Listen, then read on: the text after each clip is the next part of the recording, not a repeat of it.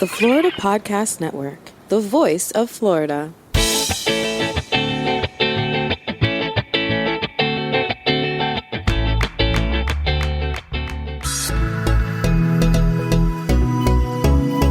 On TECHxploration, your trusted tour guides, Craig and David, will explore every corner of Florida for the latest tech and innovations emerging within our communities as an inside look ahead at Florida's future. Hi, this is the third episode of TECHxploration on Florida Podcast Network. Here, we are diving into all things tech and innovation that thrives under the Florida sun. I'm one of your hosts, Craig. And I'm David, and we're from Clarity Creative Group, a proud Orlando-based digital marketing agency. Let's go. On today's episode, we're going to give you the latest in tech headlines.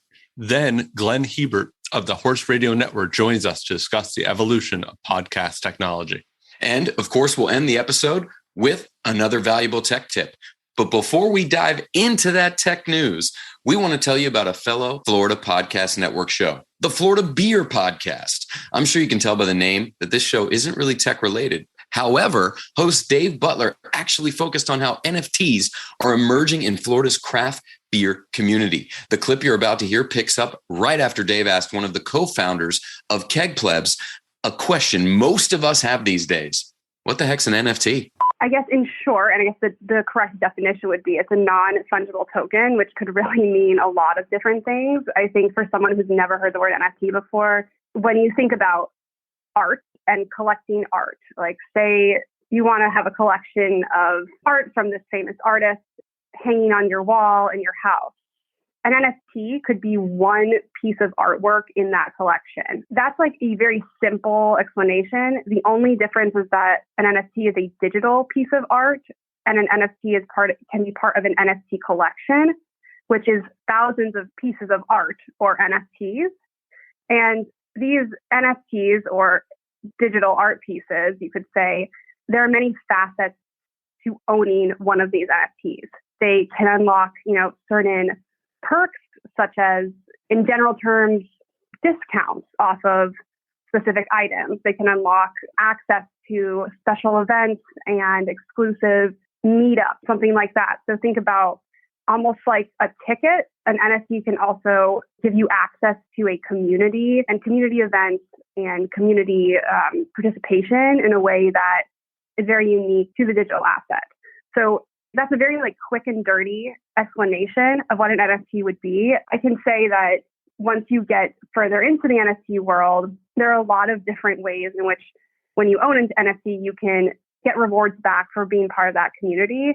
So, when you think about investing in a rare piece of art, when you invest in an NFT, not only are you investing in that piece of digital art, but you're also investing in the entire project and community that NFT is centered around. Whereas in the real world, you might just receive the piece of artwork. In the NFT and crypto world, when you purchase this piece of artwork, you receive the artwork and access to an entirely new world of opportunity and things you can participate in and ways to get involved with the community and also receive rewards for doing so. So it almost sounds like an NFT is sort of like owning the copyright for a picture, but owning it as a key that unlocks a greater community that surrounds those pictures. Correct. I think you nailed it on the head. There's a lot of different facets to this, but that is definitely a very succinct way of putting it. There's also, a lot of benefits to creating NFTs for artists in the space and allows them to kind of, elevate themselves as well. So I think that's another really great benefit on the artist side. But for someone who's looking to purchase an NFT, that does sum it up fairly well. Gotta love beer and NFTs. If you want to hear the entire episode, go to floridapodcastnetwork.com or just click on the episode link in the show notes. This week's news in tech is all about investing, something that became honestly a hobby of ours over the years. And as we get older, something to pay attention more on. Acorns, a retail investing / savings banking company that, again, many of you may not have heard of yet. they are making a big shift. They've raised a lot of venture capital. They're actually up to their Series F funding. What that means is it starts with A. So A, B, C, D, E, F. They just raised $300 million in this series, which pegs their company at valued at $2 billion. Now, what does all that mean?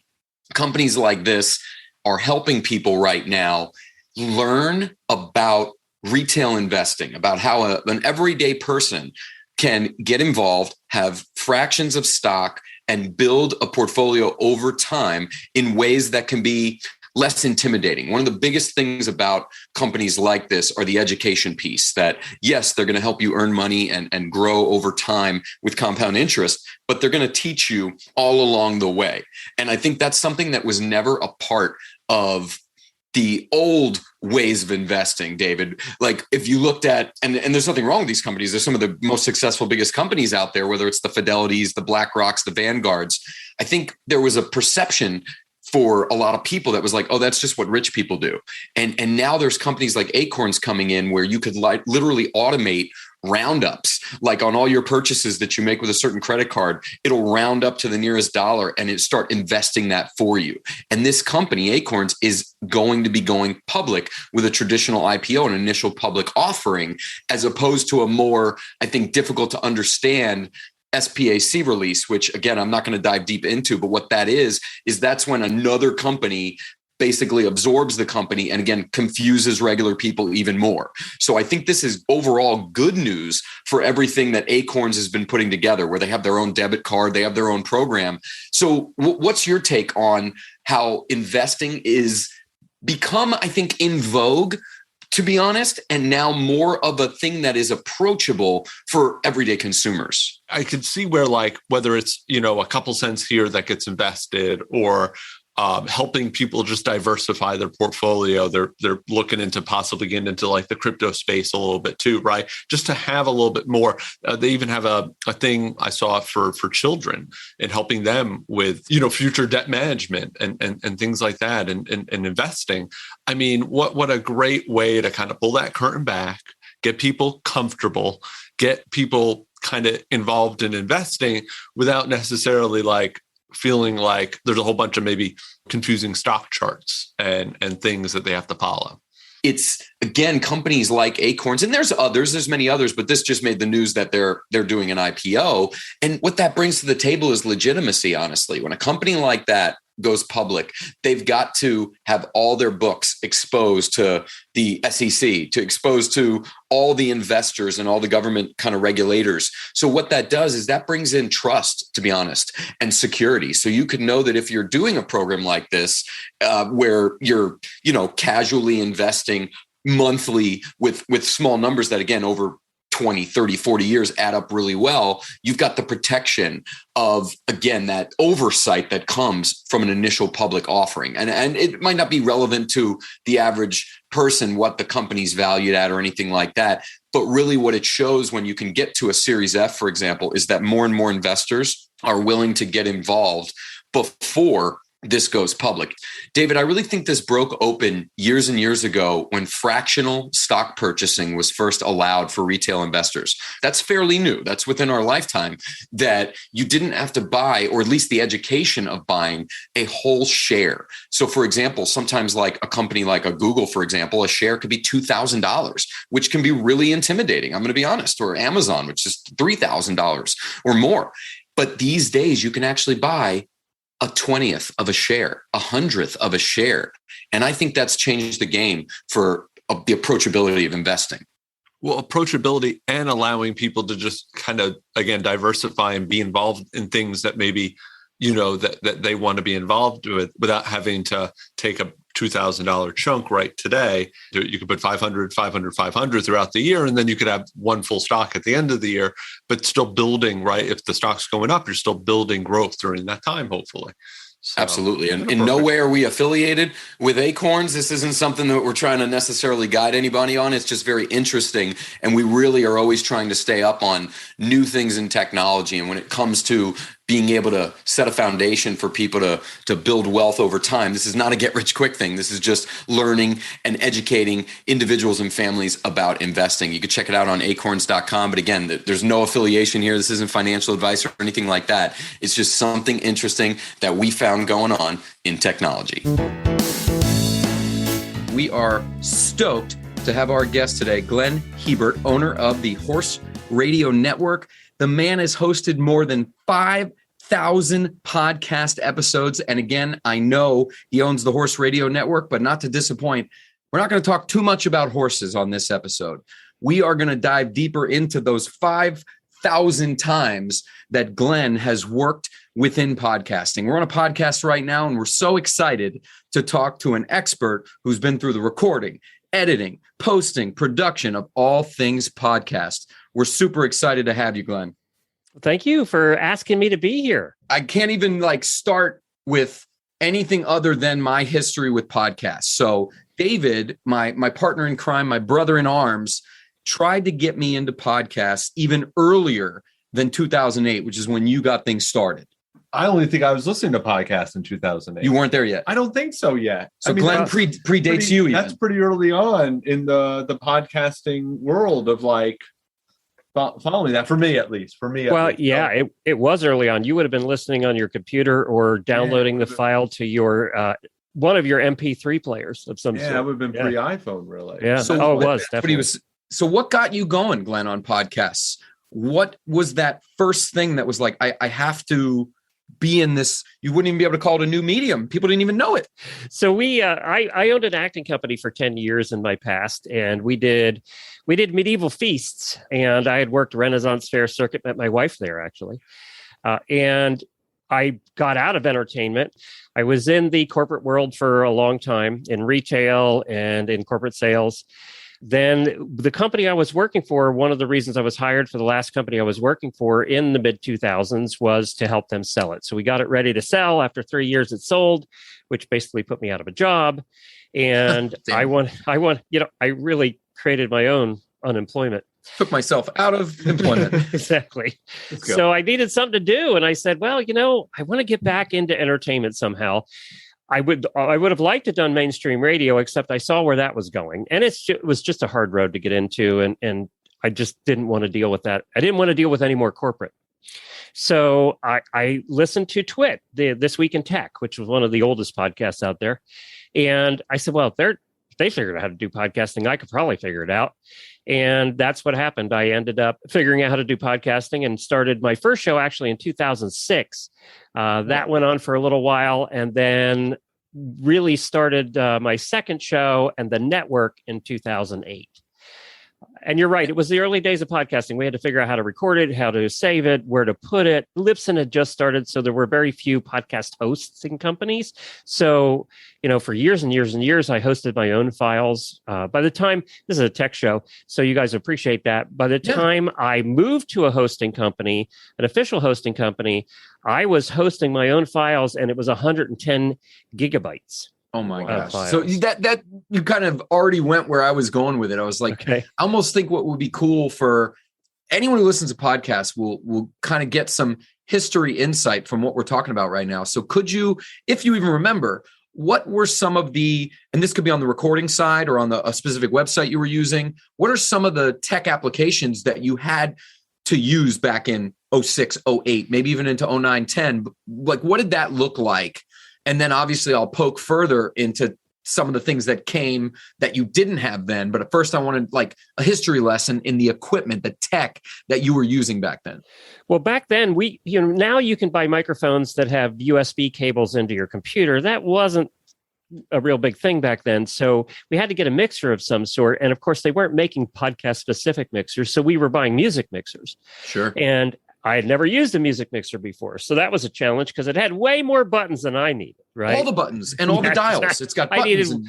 I needed one track, a slider and an output. That's what I needed. So we were using mixers, any old mixer we could find. By the way, one of those Behringer mixers that we used, we took on the road with us for 12 years, and my wife is still using it.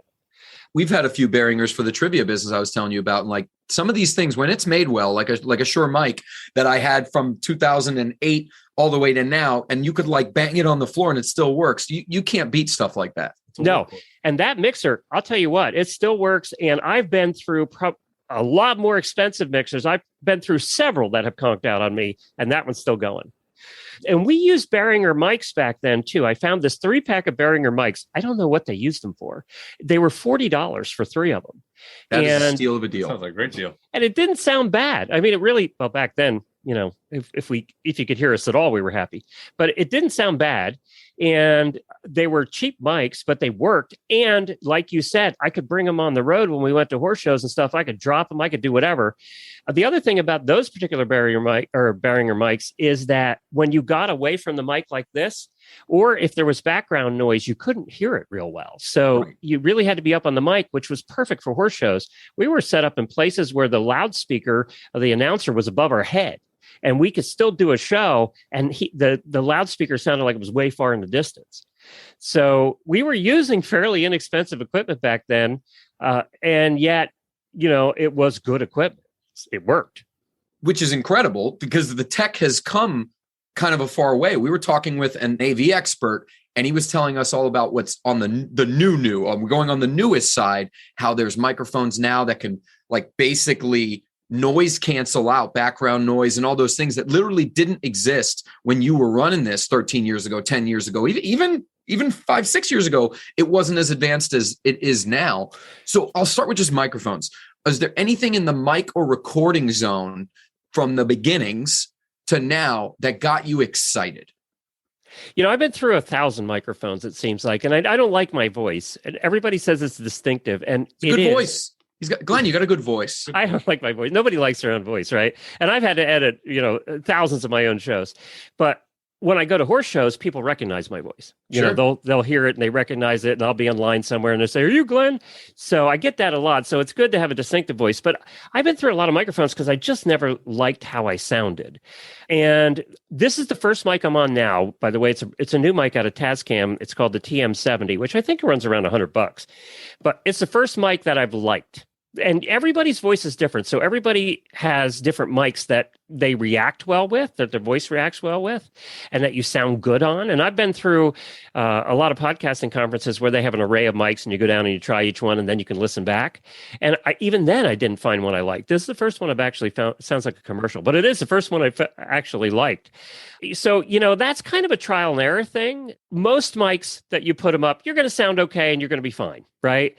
Sure. But when you're a professional like I am and do this for a living, then you do try and tone it up a bit because you do have to listen to yourself a lot. You want to be able to tolerate your own voice. And anybody that's done this for a long time knows exactly what I'm saying. So are you looking for a mic that can do more of the work in its own, literally the tech that's within the microphone? Or do you like ones that maybe have a great app that works with it? I'm going through the spectrum of like, there's some mics, again, we're very familiar with XLR versus USB and a few of those things. So are you looking for the mic technology that has that additional like app that you could play with, or you need it to be all built in? What does that look like for you? We need it to be built in because I'm dealing with hosts that know nothing. You know, they're horse people. Tech is the furthest thing from their mind. I'm lucky they have a cell phone. So, you know, we have to just keep it simple. Right now, I use the Samsung Q2U mics. That's what I send out to the hosts. Sure. And because for most people, they sound pretty good, and it's like $70. It's an affordable mic that most people, and it's probably the most common mic being bought by podcasters right now. You know, to be honest with you, as long as they sound good, that's what we go for. They sound good and it's acceptable. We spend more time on content than we actually do, you know, getting the best mic out there, because we could spend $400 each and have really good mics, but is it worth that value for what we're putting out? And in our world with horse people, they don't expect a lot, right? So we don't have a tech audience. So of course, 90% of our guests are on the phone. And they're listening for literally the substance of the show. That's right. Which I think naturally leads us to where kind of the next aspect of, hey, it's recorded, it's on a microphone, it's in something. Now you're in the next bottleneck where you have either the editing, the production side of it, with 20 shows on your network, yourself touching thousands and thousands of shows. Give me again a little history lesson on how you used to do it and how it changed to now on the actual like editing and producing side of it. I'm trying to remember what we used back then. I think it was GarageBand. I think we used GarageBand way back when we first started. There weren't a whole lot of simple editors. You know, the music guys all had these very elaborate editors. And again, I wasn't a sound guy. So, you know, we had to figure it out. So I think we used GarageBand way back when. And I think Audacity was around back then too. Yeah, it was. And for a bit. Yeah, we used Audacity too because it was simple. You know, it's again what we were looking for. It wasn't even cost so much as it was. I didn't want to take 4,000 classes on editing audio. Right.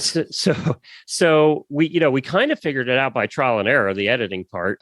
Then back then, because there weren't podcast hosts that I was familiar with. And what a podcast host does is they basically take your sound file and they host the sound file and they send it out to all the different players. So when we first started, it was iTunes and a couple of others that you would send your file to, your RSS feed to, and that's all the players there were. You know, there weren't a lot back then. So we didn't have the problem that we do now, where a host will distribute it out to the hundreds of podcast players. Back then, we were worried about getting the file out to iTunes, because iTunes then distributed it out to most of the podcast players that were around. Right. So iTunes was our biggest concern back then. So we hosted it, believe it or not, HostMonster is where I started my website, and we hosted our files on HostMonster. Right.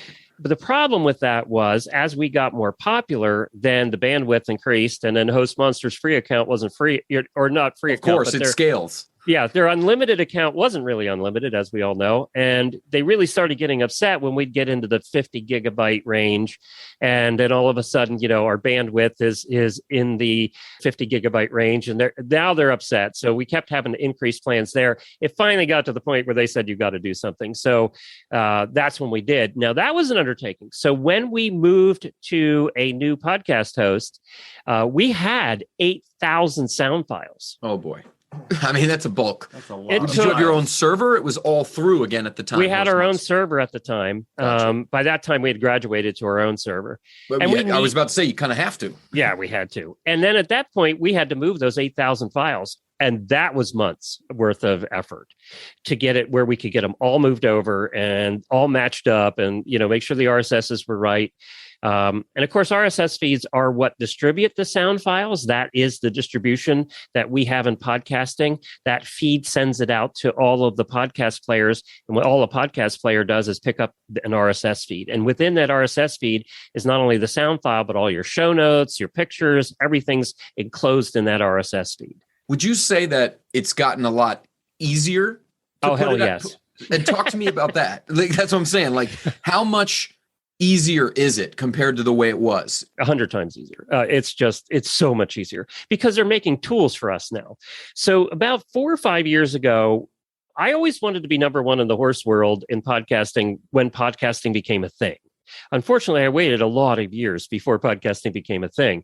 So it was around the time that Serial came out, that the podcast Serial came out. Serial's the one that really brought podcasting out of the shadows, out of the closet, right, and made it mainstream. So then not only just were tech people listening to it and a few NPR people, now we had mainstream people listening to it. So Serial was really the point where we turned the corner. And that's only been in the last 4 years. It's only been in the last 2 years that tech companies have said, hey, this podcasting thing might stick around. And we got all these 4 million podcasts now. Maybe we should make equipment for specifically for podcasters. Yep, that's what we're seeing. We're seeing, again, like that, those big brands put specific devices with specific marketing behind it just for home podcasters or bigger on the pro side too. And, you know, for you, because you have literally people that are going to be at events out and about, but how many of your shows are in a more controlled environment? Most of them on an everyday basis are in people's bedrooms, you know, or, gotcha, closets, as controlled as that is. And, you know, some of them are in their house and just in the living room. But, you know, I have a studio here. I'm using right now a Tascam brand new Mixcast 4 mixer that it is is made for podcasters. I mean, I can do 4 inputs into this thing. I can do, I do a USB. I actually have 3 computers hooked into this with 2 mix minuses. And I wouldn't normally go into that, except you're a tech podcast, so they probably understand that a little bit. So you guys don't get feedback when I'm talking to you. I have to do a mix minus into the mixer. So I have to do that because I have 3 computers hooked into here. So it's a fairly sophisticated system. I can do live shows. We can do all kinds of things with this system. And I can hook 4 mics to it here in the studio. So I really like this. It's the first time we really had a mixer that just had the buttons that we need as podcasters. And it's very simple to use. Any podcaster could buy this and you could figure it out. Whereas the old mixers on the music side, there's just stuff on there that only a professional music editor is going to know about or which could be problematic for the person that wants to start one anyway, right? Right off the street. They can't do that. It's intimidating. It is intimidating. Now, we went on the road, talk about tech. We would not have been able to do this particular thing even 5 years ago, as successfully as we did it. We have an RV, and we've always wanted to do a listener tour, and that is we take our RV and we actually stay at listeners' farms. That's cool. And we did 14 states, 4,000 miles. We went 5 weeks this summer, and we went all the way up to Michigan and down around. We stayed at about 14 different farms. We did meetups all along the way, and we broadcast from the RV. And that we specifically used a little Zoom P4 mixer, which is about the size of a 2 decks of cards, but it hooks 4 microphones in. You can put 4 headsets in. We were just looking at one of those. We were just looking at one that we have. It's only a 2-channel, but still. The 4-channel one was perfect for me. We could set up at a kitchen table. The other nice thing about that I always had a problem with at some places we'd go is you needed to have power. Well, now with that, because it's battery operated, and I have a laptop that has a battery, we could do it in the barn, set it up, and not have power. Okay. So we were able to do all of our shows on the road for that entire 5 weeks because we had that little tiny mixer and a laptop. And it's quite literally handheld at this point. It is, but yeah. And again, I know this is a bit of a speculative question, but so because you've been in the game since it was bulky and you couldn't do that to now that you can, throw the ball like maybe 5-7 years from now. What do you think, or if it's not even what you think, what would you love to see come from the next level of innovation specific for podcasters? That's a good question. I don't know. And I'll tell you why. It's because right now, because people have started to innovate, it's going so fast. So things are happening very quickly. I think that's going to level out a bit, by the way. I think that, everybody that started podcasts during COVID, a lot of them are gone. Right. So the podcasting thing is going to level out a bit. It's not going to continue the growth it has. I don't see that happening. But there's enough of us still in the game that I do think that manufacturers are going to continue to create for the space. The problem they have is there's only a certain amount of podcasters that actually make money. You have all the other podcasters, probably 90% of them, who are just doing it for the love of doing it. Like a hobbyist. Mm-hmm. It's the hobby of it. Or they'd like to make money and they aren't. It's one or the other. But they're not looking at spending thousands of dollars on equipment. So I think the one thing we're going to see, like in every other tech space, is we're going to see the prices of some of this equipment come down. Sure. As there's more competition, like the mixer I'm using right now is a $600 mixer, where your average podcaster is not going to buy that. No, not a chance. So, they might buy a $200 mixer. And I think as more competition comes into the space, there's more produced, we are going to see the prices come down. As far as technology, I think we're going to continue. It can only be so small because you have to still hook XLR into it. I think one of the things, XLR mics into your mixer, I think one of the things we're going to see that's going to really change things is wireless mics are going to get better. They are out there now, but they're bulky and they're not great. We're going to see wireless, probably Bluetooth, some kind of Bluetooth technology mic that is going to get so much better, from lavaliers that you wear on your body to handhelds. That's the area I would like to see get better. And I think we're starting to see products come out now that are going to address that. So you won't have your XLR cable, but you also won't have a delay from the mic to your mixer, and like you do sometimes with wireless. So I think those wireless technologies are going to be ones that we're going to see down the road, that we're all going to laugh at all the cords that are on our desks now. No, you nailed it. We were talking about this before the episode. It's like there was such a shift even in, and this goes to a very large company that's not a microphone company, but the AirPod culture. What happened when AirPods became, we watch a lot of YouTube over here. We listen to podcasts over here, and you're seeing a bunch of YouTubers, a bunch of podcasters. They're just talking through the dang AirPods and the AirPods Pro. Right. That is not the best sound quality. We want to be very clear about that. But it is getting the job done, and it's some of the biggest companies in the world that are using some of that. So to your point, while that isn't, I think, the long-term solution, do you feel like people are making that work to a point where is there even further innovation? Does Apple even care to do that? Or are you thinking a company like, whether it's Rode, whether it's Shure, whether it's the company with the mic you've got right now, do you see that a trajectory for them to do some sort of in-ear mic or something that could be hands-free, and now it's syncing just because, like you said, Bluetooth or whatever it may be, and now there's an app, maybe it's a podcast hosting app, and it's like pulling all the data in and making it literally like one touch for the users of 2027? I do think that's what we're going to see, but I think it's still going to look more like a microphone. But I don't think Apple's the one that's going to do this. Apple doesn't care, they don't care because it's not a big enough market. They need to sell hundreds of millions, and they're not going to do that. Yeah, exactly. So it's almost like a happenstance that people are using that to podcast because they already had it. Yeah, and they sound terrible, and they shouldn't be. So that is a fact. That is a fact. I'm going to throw that out there. So yeah, your Tascams and your Rodes and your Shores are going to be the ones that are going to come out with those. And you're exactly right. We're going to find a way, and I don't know if it's through a dongle, look to your laptop or what it is, but they're going to find a way that those mics don't need to be connected. It goes right into the mixer. Exactly. So we're recording right in the mixer on separate tracks, depending on the number of mics, like you two in a room would be on separate tracks. And then it'll make that so much easier. What we're going to see is efficiency. And that's what tech is all about, right? Tech has always been all about making your life more efficient, from down to watching TV to what we can do with our computers now that we couldn't do 12 years ago. All of those things are to make us more efficient, to take less time. And I think that's where I hope the innovation comes in. One of the things, and everybody out there listening is in business of some sort, it isn't usually, money's a factor, but time is always your biggest enemy. Oh yeah. Sometimes money's your biggest enemy, but it all comes back to time. And we only have so much time in the day. So anything we can do, anything tech can do to save us time is the thing that we look to tech to do. I couldn't agree with you more, but I even go one step further. You can always make more money. You can't make more time.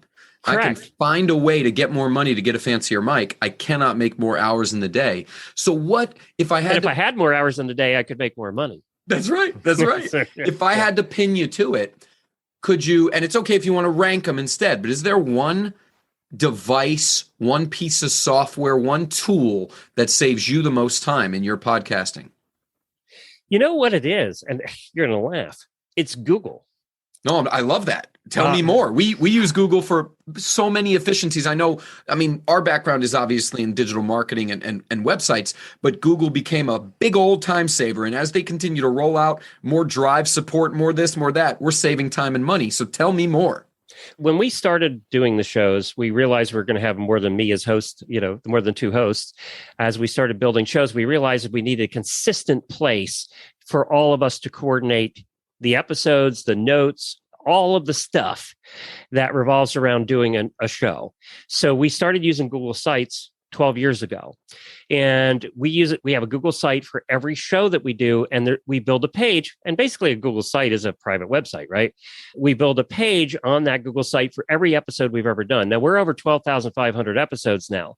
So every one of those 12,500 episodes has a page built on a Google site for that specific show that we can go back and look at.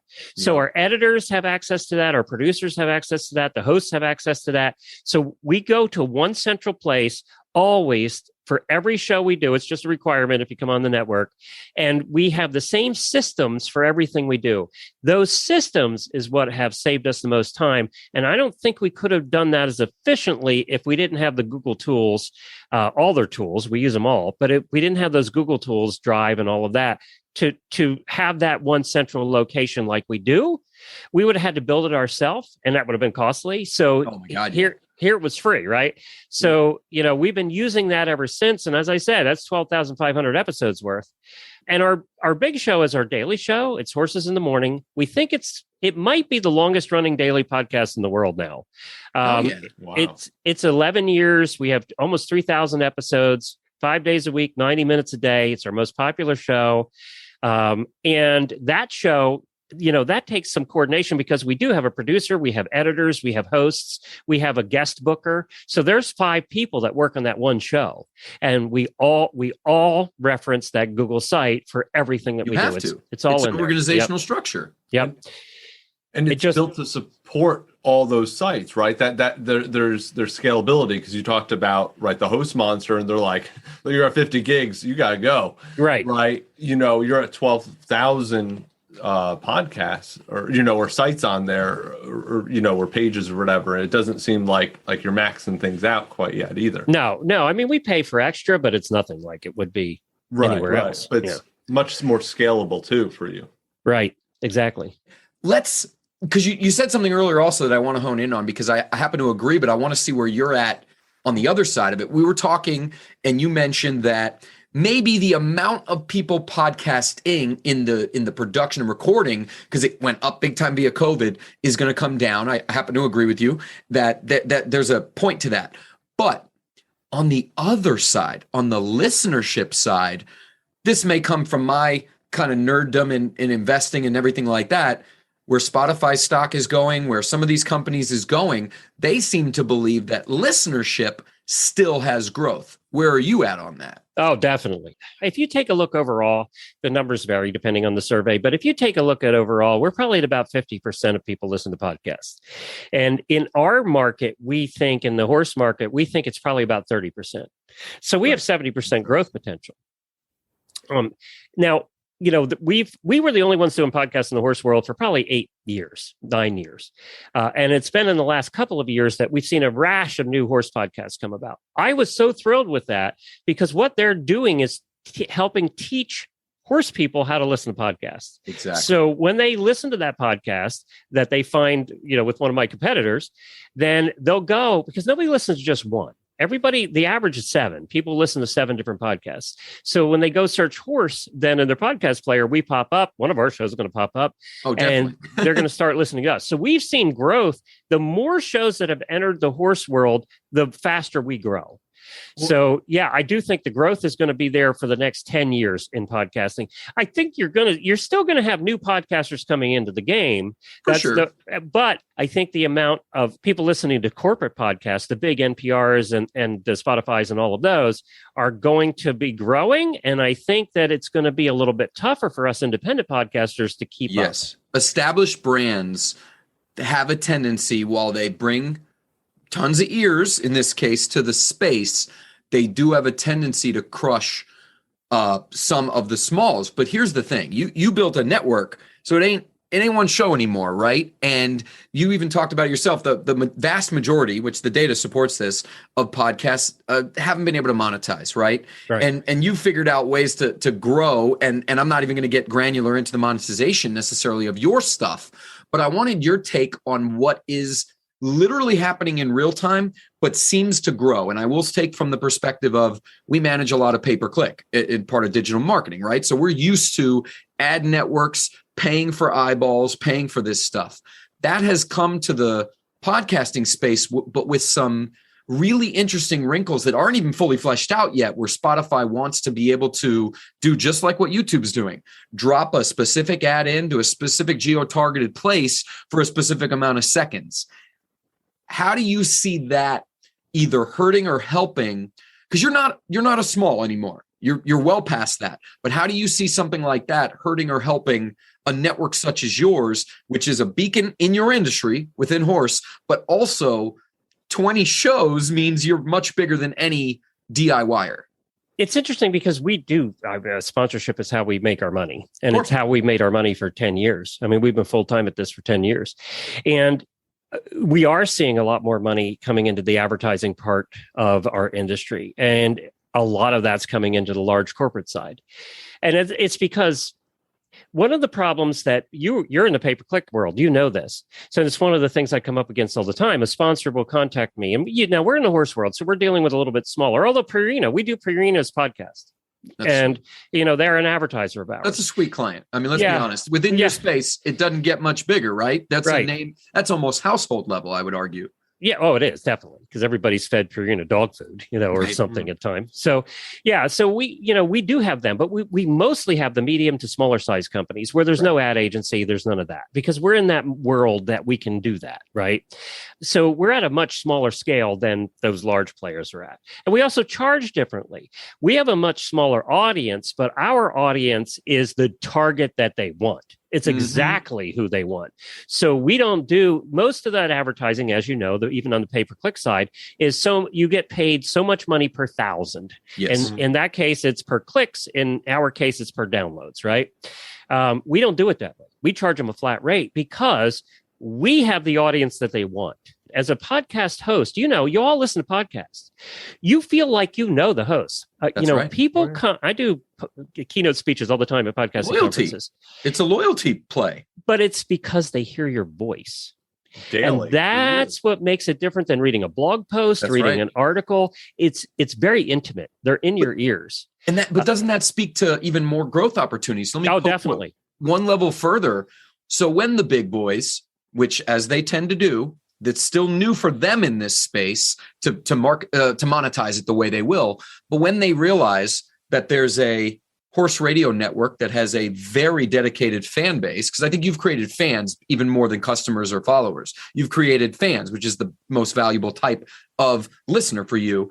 So what happens when the big boys come, and because they have the Frito-Lays and the Pepsis of the world already with them, they want to then buy some time with you. Do you see that? No, I don't. I don't see that happening. No, I don't see it happening. And I'll tell you why. It's because we're still too small. It's just too much of a bother. We'll never be at that point. And you know what? I'm okay with that. Sure. Because I would rather, we have experimented with doing, the kind of ads you hear on podcasts all the time for the mattresses and for the meal plans. We've experimented with that with us, and our listeners hated it. Yeah, they didn't care. They want the Purina, they want saddles, that's right. And they'll listen to those ads. They'll listen to those ads because we and we're serious about this, and the listeners know it. We test every product we advertise for. So they have to send us the products, they have to send it to the host, and we test it. If we don't like it, we turn them down. I've just turned down a couple. Sure. So listeners know that we recommend a product. It's one that we truly use. No, and you kind of said something powerful there, that you're even refining and vetting who you allow to give money to you. And I think that's when power comes into it in a good way, because you're baking in that listener even more so that you don't give them random potato chip commercials. You're giving them something that even if they weren't ready to buy it right then, you are kind of optimizing their experience. Would you call it that? Or am I going too far? Oh, no question. And because, people come to a podcast. When you look for a podcast, you're going for the content, right? Oh, yeah. So you're looking for a podcast on basket weaving because you're a basket weaver, and you're going to go for the content, but they stay with the podcast for the host. If you don't like the host, you're not hanging around. I don't care how good the content is. So when they come for the content and they stay for you as the host, they're hanging around because they like you. And eventually over time, they consider you a friend, even though you've never met them. I just went out and met hundreds of them on the road who all considered me their best friend, but yet I'd never met them.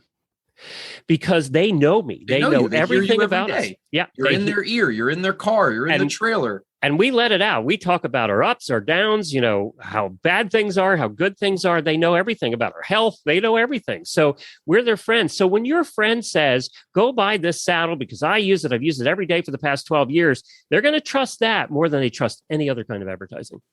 No, I love that. And I'm intrigued. And you're getting our gears going, because I want to, again, I'm poking a lot because you're adding such value to anyone that chooses to listen to this, again, from the perspective of you started this business many years ago and you've scaled it, right?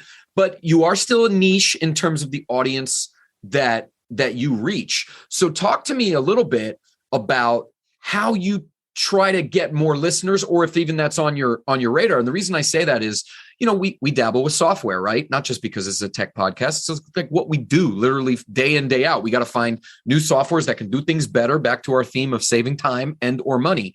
So there are softwares now, and there's programs that you can put the time and data research in. And even with keywords like anything in the horse kind of realm or saddle or whatever, you could find tangential things that those people are interested in, sites they go to, other podcasts they listen to. And that could dictate, obviously, things that any business owner would use to grow a listenership. What does the next 3, 5, 7 years look like for you as a podcast production company, which is really kind of, it sounds like what you are. You're not just a host. You do a bit more than that. If anybody wants to buy a horse network, I'd like to retire at some point. So I'm just going to throw that out there. I like it. I think, again, it's about efficiency, isn't it? Right. So even sure. that comes down to finding new listeners. Most people in the podcasting world, this may change, and it might change. You guys probably know more about this than I do. But people come to podcasts because they hear it recommended. It's right. Usually a recommendation, or they search for it. And where they're searching for new podcasts right now is in the podcast player. It's not Google. That's right. Mm-hmm. So they search in the podcast player for a keyword like horse, and then all the horse podcasts come up. We've been around long enough and done enough episodes that we tend to be right at one of our shows is at the top of the list. So that's just time and, everything we've done, consistency. So I do think that we are, I don't know at our level if we're going to dive in really deep to what you're talking about, but at the higher levels of podcasting, they're doing all of that already. It's happening, right? Yeah. They almost have to, because they're up against all the other shows and all the other content that basically steals ears, right? You can only listen to one at a time and actually digest it. Can't have 3 podcasts on and get there, which kind of leads me to our what I'll call our final theme that we wanted to touch on today, because you don't just focus on horse content. It is a sweet spot for you, but you've kind of dove into finding Florida and Podfest podcast. I wanted to get a little bit of like, what made you want to do that first, and where do you see that going? Because that isn't as niche. So we, a couple of years ago, I talked to Jemmy, who runs Flintstone Media, who's producing yours right now. And she's also a producer of ours. She produced many of our shows, including Horses in the Morning. So I was tired of talking about horses. I've done 5,000 episodes about horses, and I'm a horse husband, so I'm not even truly a horse guy.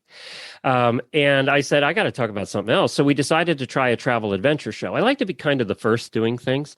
So that's how I got the name Glenn the Geek, I was always kind of the first one trying all this stuff. That's awesome. We had the first tax shop that was online back in the day when you had to send checks in, and we had to have our pictures so small because people in dial-up couldn't load pages in 10 minutes. So, we had the first horse supply store online. We were the second ones to sell on eBay. So, I've done all these things. I always like to be first. So I said to Jemmy, let's do a travel adventure show in Florida where we do all the recording out while we're doing stuff. So we did that till COVID hit. We did that for 2 years. Again, that presented its own tech challenges with getting good sound or good enough sound. And while you're on a helicopter, or while you're, in a race car, or whatever we were doing, while she's flying around on a trapeze screaming, all of that kind of stuff, and still making it interesting. Now, that show, we would record 20 to probably 20 hours of sound, and then we had to edit it down to about 50 minutes. That show was an editing nightmare. It would That's take like a TV show, essentially. It really was. Like and you had to tell the story of the place we were at, and we would do a little bit of everything. So in that hour, there would be maybe 5 to 7 different activities that we did that would be included in that hour.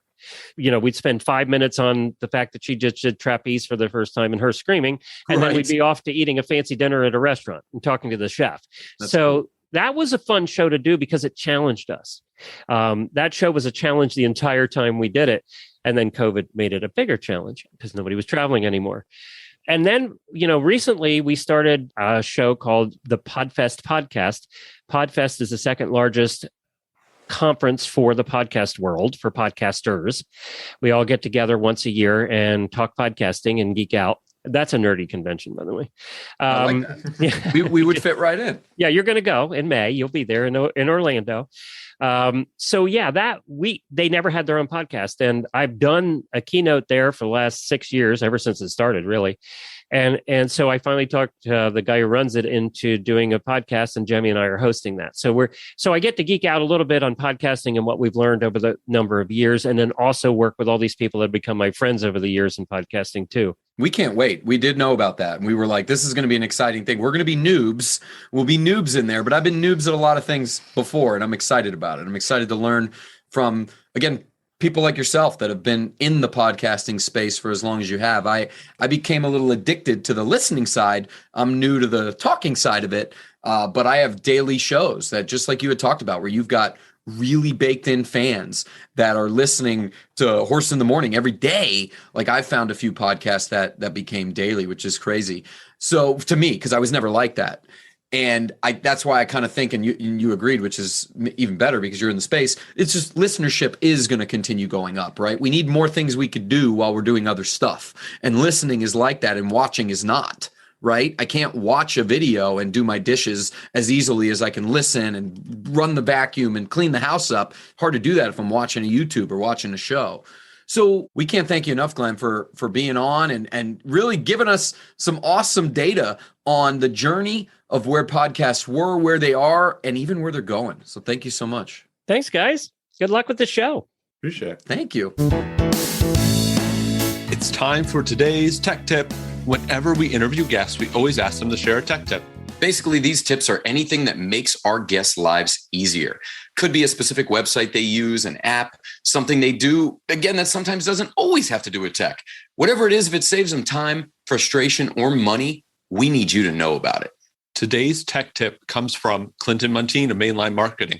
He tells us all about Microsoft Teams, how it's a game changer for him. Take it away, Clinton. We use Teams internally, right? So, but not just for video calls, but it's our chat internally here at the company. Okay. Mm-hmm. It's our soft codec, and most of the companies we work with use Teams. So we use it for communication, but we also use it for the video calls. But then we also use it for my planner. There's a planner. I was about to say. Yeah. So my to-do list for work, I used to use Trello, and it's similar to Trello. So they basically ripped off Trello. And so I can put these I have boards, and I can move things around and prioritize things, put due dates on things. I've always been a to-do list person, but it's really important that it's not just on a piece of paper, because if I leave the piece of paper at the office or in my backpack, and when it's in Teams, I can take it anywhere. And then we also have different teams in there. So we have Mainline as a whole, one for HR. So it's just the HR team, and I have one for the tech guys. So it sounds like Teams saves you time. Yes. Possibly definitely. money.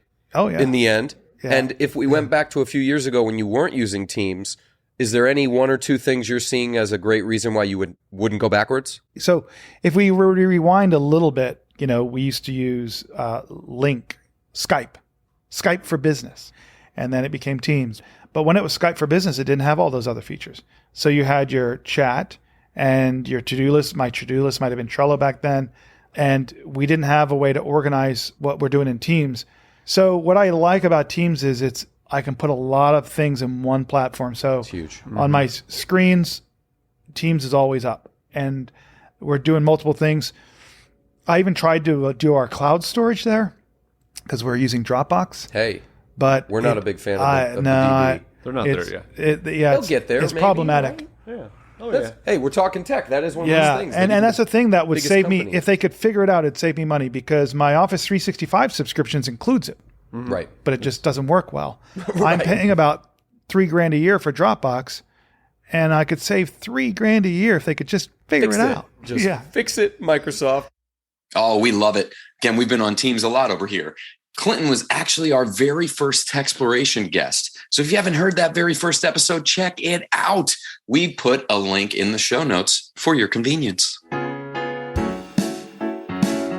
For details and show notes about today's show, go to floridapodcastnetwork.com.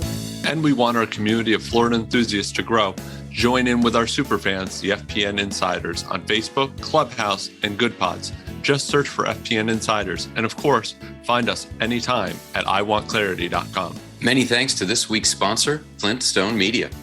Be sure to visit all the great shows on the Florida Podcast Network. You can find them at floridapodcastnetwork.com. Come back to hear what else we discover in Florida Tech on TECHxploration, because we are getting techie with it. Na, na, na, na, na, na, na. Na, na, na, na, na, na. Getting techie with it.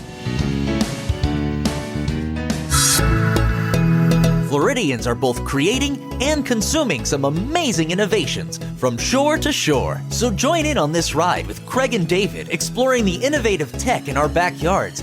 Find the latest episodes, show notes, and news at floridapodcastnetwork.com.